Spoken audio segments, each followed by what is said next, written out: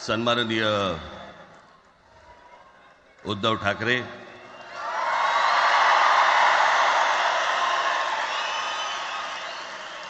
आणि माझ्या जमलेल्या सर्व तमाम मराठी बांधवांनो, भगिनींनो आणि मातांनो,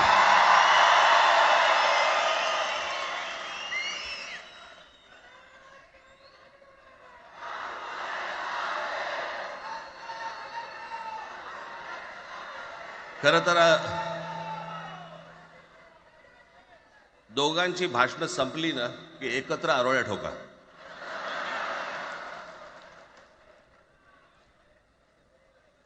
खरं तर आज मोर्चा निघायला पाहिजे होता.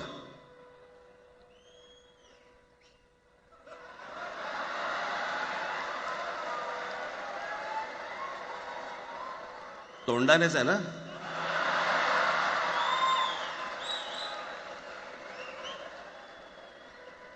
बस बस. मोर्चा खरं तर निघायला पाहिजे होता.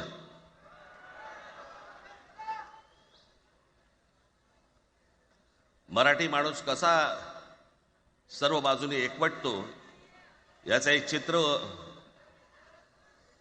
मोठ्या प्रमाणावरती उभं राहिलं असतं.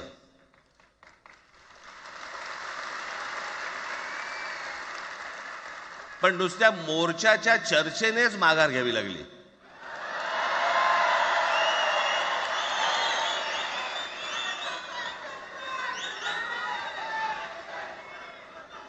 खरं तर आजचाही मेळावा हा खरं तर शिवतीर्थावरती मैदानात व्हायला पाहिजे होता.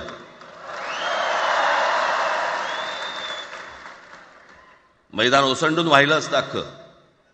पण पाऊस आहे, पावसामध्ये सगळ्या ठिकाणी अशा प्रकारचे काही जागा मिळत नाहीत फारशा मुंबईमध्ये, आणि म्हणून आज तुम्हाला सर्वांना इथे यावं लागलं. मी बाहेर जे उभे आहेत त्यांची मी दिलगिरी व्यक्त करतो की त्यांना आतमध्ये येता नाही आलं, परंतु आता काही स्क्रीनवरती आठवा.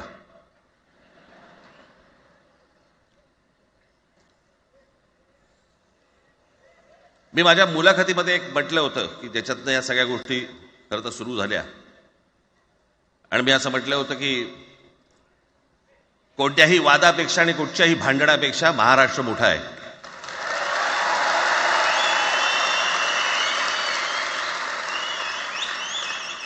आज जवळपास 20 वर्षानंतर मी आणि उद्धव आम्ही एका व्यासपीठावरती आज येतो आहोत.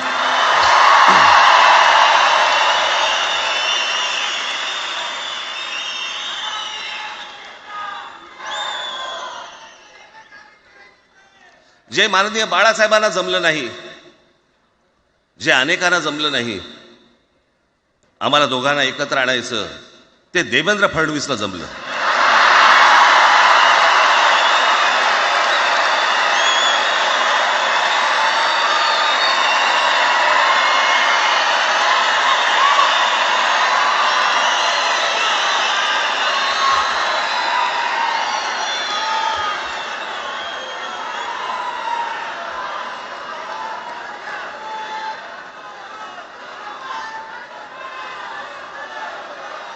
आता बऱ्याच सगळे चॅनल्सचे सगळे कॅमेरे तिकडे लागलेत, इकडे लागले, इकडे लागलेत. आता संध्याकाळी सगळं सुरू होईल. आता काय वाटतं, काय दोघांची बॉडी लँग्वेज कशी होती? कोणी कमी हसलं का, कोणी जास्ती हसलं का, कोणी बोलतायत का? आपल्याकडे मूळ विषय सोडून इतर गोष्टींमध्येच फार रस असतो अनेकांना.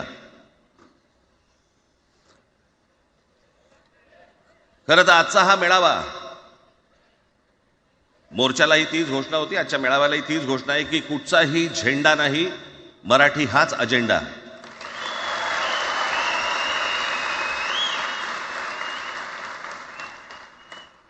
माझ्या मराठीकडे, माझ्या महाराष्ट्राकडे वेडावाकड्या नजरेने पाहायचं नाही कोणी.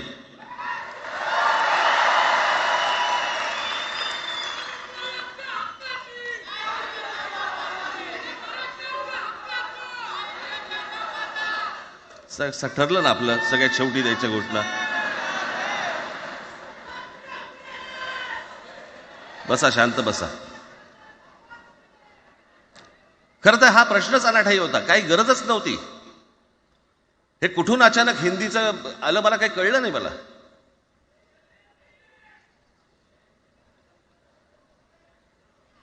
आणि हिंदी कशासाठी? हिंदी कोणासाठी? हिंदी त्या लहान लहान मुलांवरती जबरदस्ती करताय तुम्ही.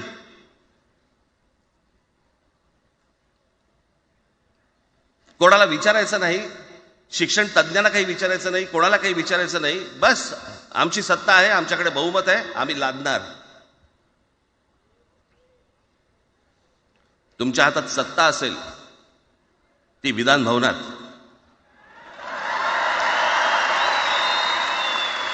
आमच्याकडे सत्ता आहे रस्त्यावर.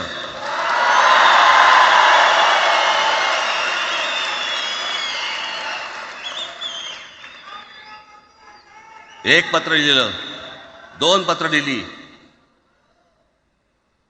नंतर ते दादा भुसे माझ्याकडे आले. मला म्हणाले की आम्ही काय म्हणतो एवढं समजून तर घ्या,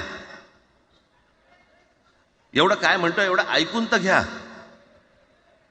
म्हटलं दादा तुम्हाला एक गोष्ट सांगतो, तुम्ही काय सांगता ते ऐकून घेईन पण ऐकणार नाही.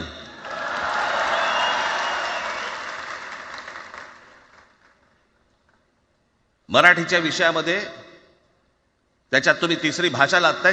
त्रिभाषा सूत्र, कुठलं त्रिभाषा सूत्र आणलं?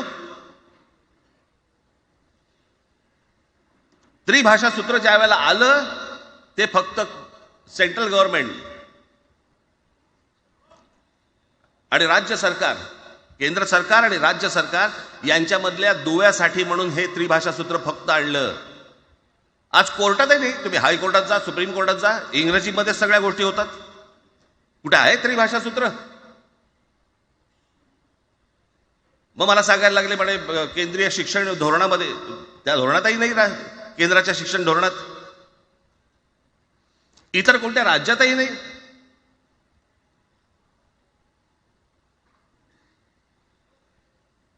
महाराष्ट्रात प्रयोग करून पाहिला तरी दक्षिणेची राज्य तर हिंग लावून विचारत नाही त्यांना.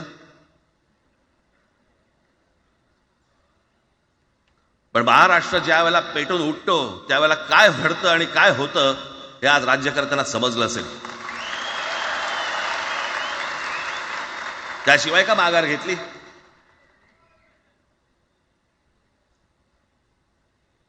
विनाकारण आणलेला विषय होता.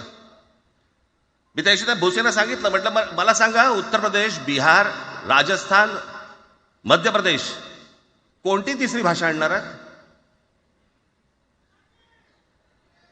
खरं तर आणली पाहिजे.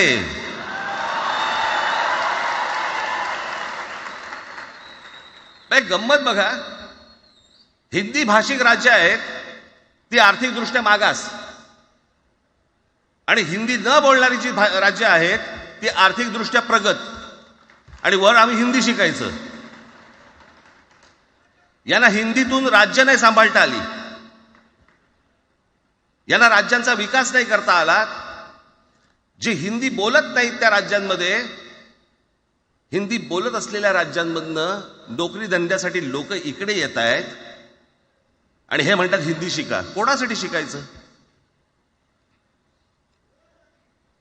5वी नंतर काय हिंदी चित्रपट सृष्टीमध्ये जाणार आहेत पोरगा? कोणासाठी शिकायचं? हिंदी भाषेबद्दल मला वाईट नाही वाटत, भाषा कोणतीही श्रेष्ठच असते, उत्तमच असते. मग ती मराठी असेल, गुजराती असेल, तामिळ असेल, पंजाबी असेल, बंगाली असेल, हिंदी असेल, अजून कुठचीही असेल. एक भाषा उभी करायला खूप प्रचंड तपश्चर्या लागते, खूप लोकांची मेहनत असते. एक लिपी उभी करायला खूप प्रचंड ताकद लागते.